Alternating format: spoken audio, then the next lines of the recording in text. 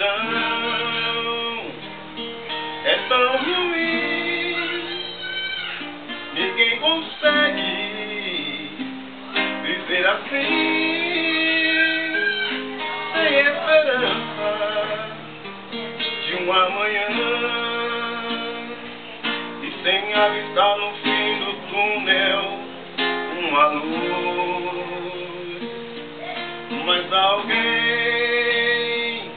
que se importa e te abre a porta do amanhecer de um novo dia,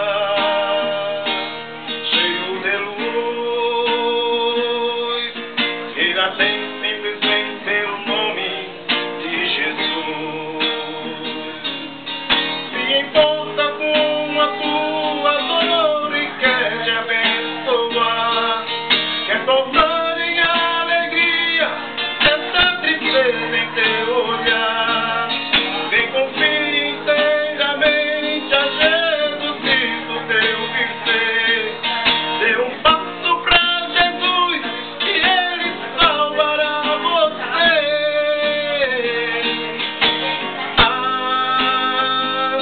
Se tu soubesse o quanto Ele te quer bem, sei que entenderia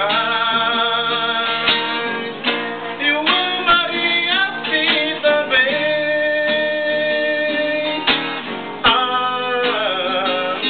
Se tu soubesse o quanto Ele te quer bem, sei que entenderia e o amaria assim também. A solidão às vezes é fatal, pois o autor do mal a morte induz, mas quem tocou quer é só clamar. Ele ainda tem